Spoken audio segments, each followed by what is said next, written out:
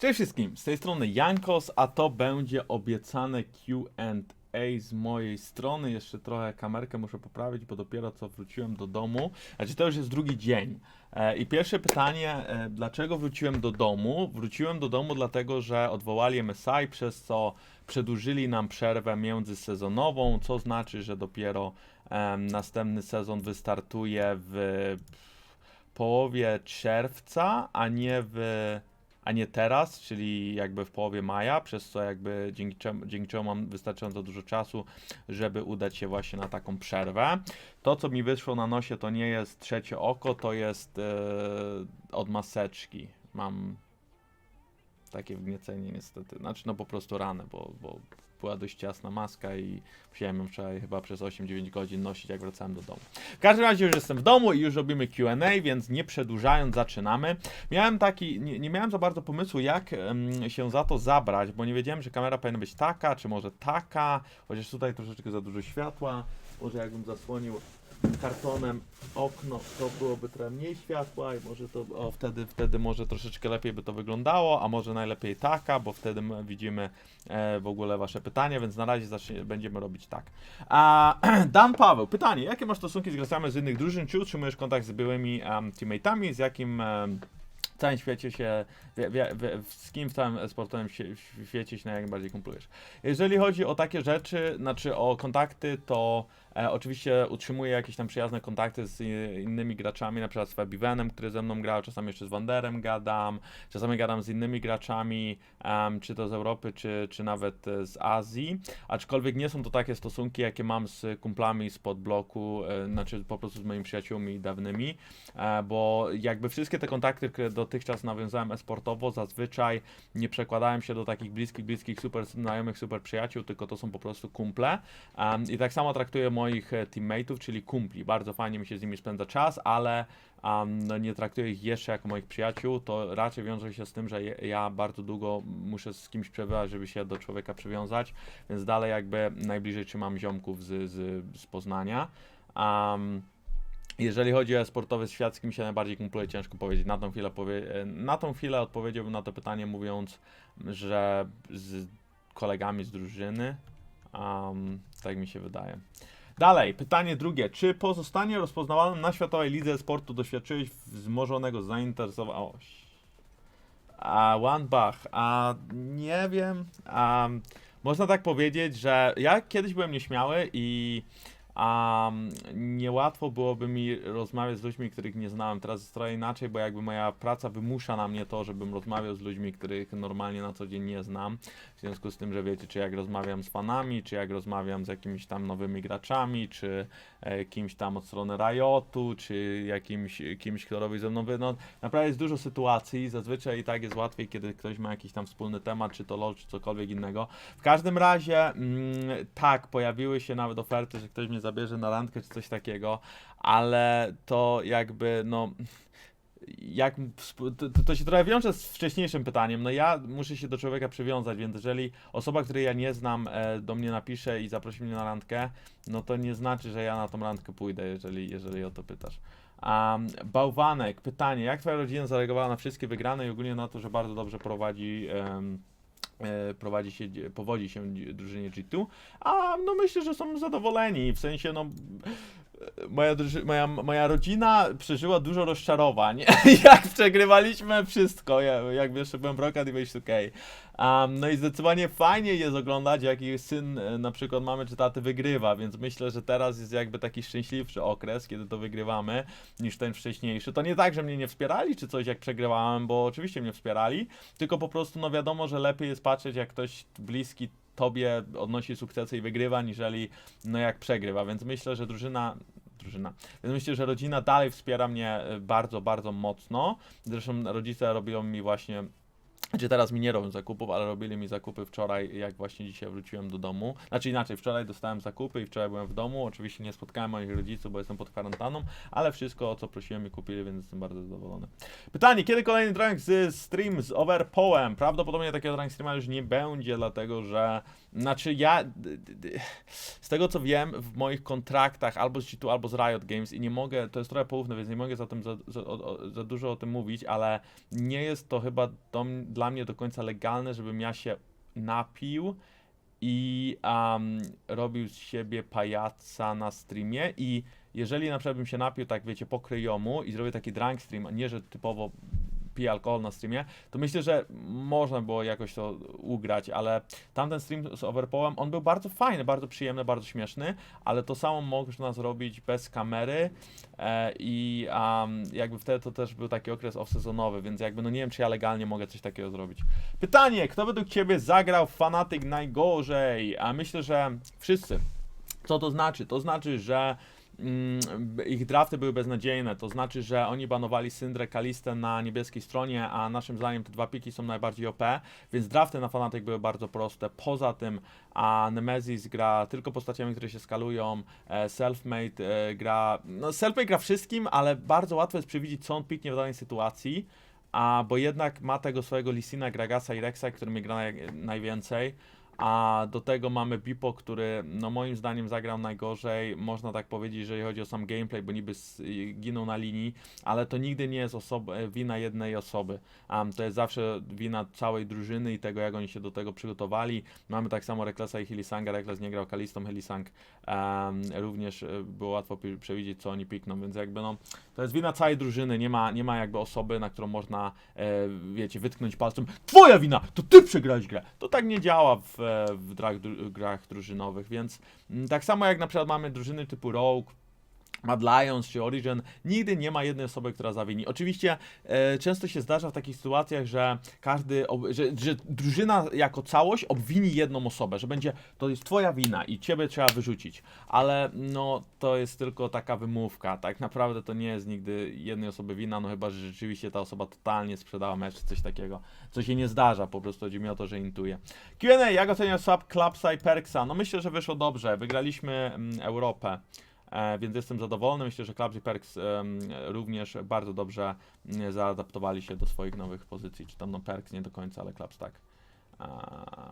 Nie mówimy po niemiecku. Ani trochę. Ani trochę nie mówimy po niemiecku, tylko po angielsku. A największy sportowy świr w drużynie, nie mamy takiego. Czy boi się trochę, że może powtórzy się sytuacja poprzedniego roku? Nie, bo jest trochę więcej odpoczynku, szczególnie, że teraz nie ma MSI. Jak mówiłem, posługujemy się po angielsku. Czy w Gaming House'ie dobrze się mieszka, czy przeszkadza ciągle przebywanie z moim zdaniem jest spoko, mamy dwie łazienki, mamy jeden prysznic, ale dwie ubikacje. Zawsze wiesz, jest się do kogoś odezwać i mi się podoba najbardziej to w Gaming House'ie, że zawsze możesz pogadać z drużyną o grze, bo nie ma czegoś takiego, że każdy się rozbiega po swoich domach i nagle wiesz, nie masz kontaktu, tylko zawsze można pogadać o grze, więc to mi się bardzo podoba. Jak mi się podoba w Kostrzynie, gdybym zobaczyła twoje Instastory godziny generalnie bardzo fajnie, bo dużo rzek, ja lubię rzeki i góry, no tam gór nie było, ale rzeki były, więc fajne takie powiedzmy krajobrazy, jak sobie przechodziłem. Czy miałeś na początku problem z komunikacją, szczególnie w grach po angielsku we wczesnych etapach? Tak, na początku nawet odmówiłem jednej drużynie gry u nich, bo powiedziałem im, że boję się trochę swojego angielskiego, więc nie chcę u nich grać. Więc miałem taki czas, że no jakby nie byłem pewny swojego angielskiego. Zresztą jak streamowałem po polsku przez ten cały czas, to też nie byłem pewien swojego angielskiego, więc wolałem streamować po polsku. Więc no moje pierwsze tygodnie w zagranicznym teamie już raczej były luźne, bo to wtedy był taki team 4 Polaków i Nuke Ducka, więc jakoś to na chillku to wyglądało. No, więc chyba mi się udało tak mniej więcej na wszystkie odpowiedzieć. Pytanie, jakie są aktualne relacje w Gaming House'ie? Bardzo przyjazne. Gdybyśmy przegrali, to skakalibyśmy sobie do gardeł, ale że wygraliśmy, to na chillku i 3 osoby pojechały do domu, czyli ja, Caps i Wunder. 2 osoby zostały, czyli Mickey i Caps. Nie, sorry, Perks pojechał do domu, Caps został. Czy polskie streamy wrócą przynajmniej w czasie twoich wakacji? Nie, przepraszam, ale chciałem się skupić tylko i wyłącznie na streamach angielskich, bo gdy odejdę już ze sceny profesjonalnej, to jest jakby, wiesz, więcej ludzi, którzy mogą mnie oglądać w języku angielskim, czyli międzynarodowym, niż jeżeli tylko i wyłącznie w języku polskim. I to nie znaczy, że nie będziesz w ogóle polskiego kontentu, bo planuję dalej YouTube prowadzić głównie po polsku, a jak na razie przynajmniej, chociaż pojawiły się również myśli, że jakieś filmiki chciałbym też po angielsku wstawiać, aczkolwiek no mam nadzieję, jak wspominałem wcześniej w wywiadzie, ja no, nie posługuję się zaawansowanym angielskim i wiem, że lepiej jest słuchać swojego rodaka po polsku, ale no proszę o to, żebyście byli cierpliwi ze mną i żebyście dali mi szansę na jakąś przyszłość, żebyście nie ograniczali mnie tylko i wyłącznie do języka polskiego, bo no jakby chciałbym mieć szansę na większą widownię, żeby kiedyś, jak już będę mieć tej, wiecie, na przykład miałem 2000 widzów po polsku, jak już bym nie był full time e-sportowym graczem, no to może będę miał 2,5 dzięki temu, czy 3000 dzięki właśnie temu, że będę też streamował po angielsku. Pytanie, ile planujesz jeszcze grać profesjonalnie, a jak skończysz to, co będziesz robił? Jak skończę, to chciałem być youtuberem i streamerem, czyli to, co mniej więcej robię teraz, a głównie bardziej streamerem, ale na YouTubie oczywiście też coś tam się pojawiać, a jeżeli chodzi o ile planujesz jeszcze grać profesjonalnie? Myślę 2-3 lata, ale no różnie bywa. Pytanie, widziałem na Instastory, że po wygranej była. A ciężko na to pytanie odpowiedzieć. Caps nigdy nie pił alkoholu w życiu, a więc na pewno nie Caps, a myślę, że ja. Znaczy, Wundera jeszcze nie widziałem, więc ciężko będzie. Albo ja, albo Wunder, bo my jesteśmy najwięksi. No tak bym powiedział, bo Miki i Perk są troszeczkę mniejsi, więc powiedziałbym, że ja lub Wunder, ale szczerze mówiąc, to nigdy nie napiłem się tak z G2, jako wiecie, wszyscy razem, żeby być w stanie odpowiedzieć na to pytanie tak naprawdę. Czy Perk był zazdrosny lub zły o to, że ty dostałeś MVP, a nie on? A no może troszeczkę się przekomarzał ze mną, ale nie tak. No, myślę, że był troszeczkę zazdrosny, bo na pewno on też chciałby MVP, ale to nie tak, że wow, Jankos, nie lubię cię, bo ty dostałeś MVP, a nie ja, tylko tak bardziej, że rozumiecie, o co chodzi? No nie, ciężko jakby mi to ubrać w słowa, ale no zdecydowanie on też chciałby dostać MVP, no ja dostałem MVP, więc ha! Pytanie, w jakiej aktualnie relacjach jesteś z Norbertem? Okej, nie rozmawiam z Robertem, znaczy znam Roberta, bo rozmawiałem z nim kiedyś, się spotkałem z Robertem nawet razem, wprowadziliśmy trochę wywiadów z All Star w roku 2017, aczkolwiek no nie jestem z Robertem jakimś kolegą czy coś, więc nie gadałem z nim chyba od 4 lat, czyli właśnie od tego All Stars. Jakie według Ciebie macie szanse na wygranie MSI i Worldsów w tym roku i jakiej drużyny boicie się najbardziej? No MSI już nie ma i w sumie to nawet nie wiem, czy FPX tam będzie, bo jak to nagrywam, to właśnie Korea wygrała SKT, znaczy SKT wygrała w Korei, więc SKT zdecydowanie fajnie było na nich zagrać, no ale niestety MSI się nie odbędzie, a co do Chin to jeszcze nie wiadomo, kto wygra. Czy miałeś propozycję dojścia do Fnatic? Na to pytanie nie mogę odpowiedzieć, niestety jest to poufne pytanie, bo jeżeli takie pozycje by się pojawiły w przeszłości, jakby taka propozycja rzeczywiście się pojawiła, to prawdopodobnie i tak nie mogę wam o tym mówić, więc no niestety nie mogę odpowiedzieć, ale mogę powiedzieć, że miałem z różnych drużyn różne oferty w swojej przeszłości. Pytanie, czy kiedykolwiek miałeś zawahania w twojej karierze e-sportowej, w sensie czy chciałeś zrezygnować? Tak.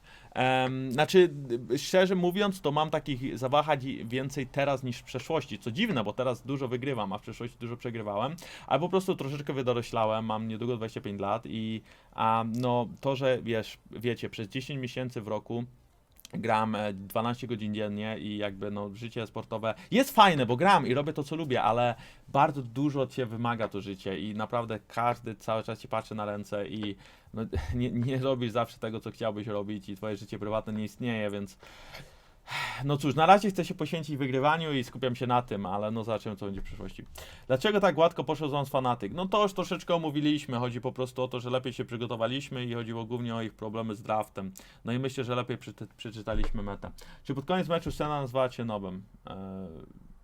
Nie wiem, bo ludzie nazywają mnie nobem albo bo jak chcą się popisać i tak dalej, bo wiecie, że ja streamuję czy coś. Jakie najdziwniejsze zdania lub słowa byłeś poproszony przez obcokrajowców, żebyś powiedział po polsku? No głównie słowo na K. Tak mi się wydaje. Albo kocham cię. No, oczywiście chodziło o kocham cię, nie o to poprzednio, ale o kocham cię też prosili. Pytanie jak smakowała wódeczka? Smacznie. Znaczy dobrze. Pytanie, jak wygląda wsparcie psychologów w profesjonalnej drużynie sportu? Jak radzisz sobie z Tiltem? Z Tiltem radzę sobie tak, że mam bardzo duże doświadczenie i że po prostu już nie denerwuję się tak jak kiedyś. Miałem również lekcje z psychologiem sportowym, których już nie mam. Miałem je wejść w roku 2017.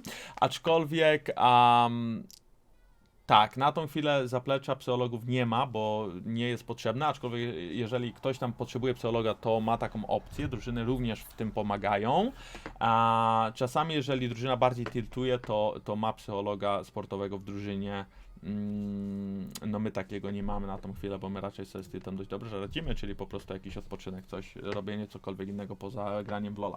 Robienie cokolwiek innego poza twoją jedyną pracą jest naprawdę zdrowe dla ciebie.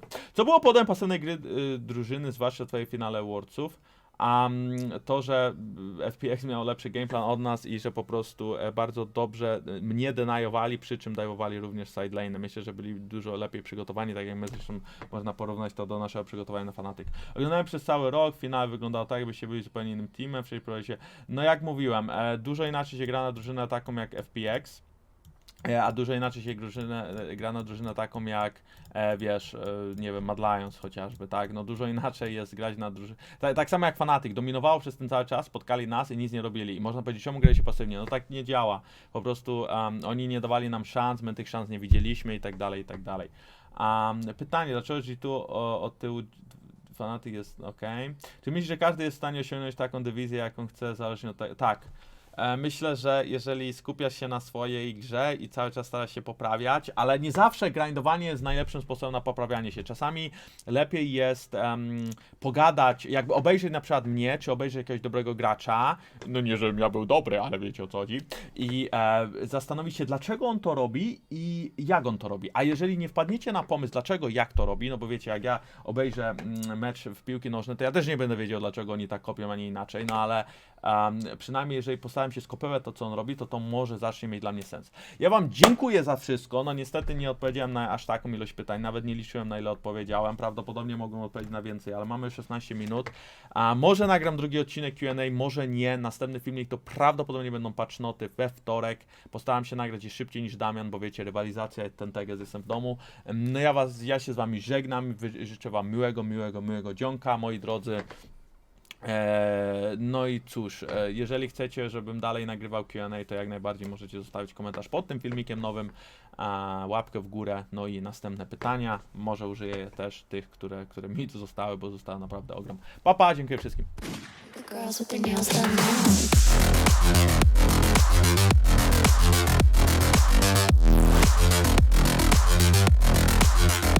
girls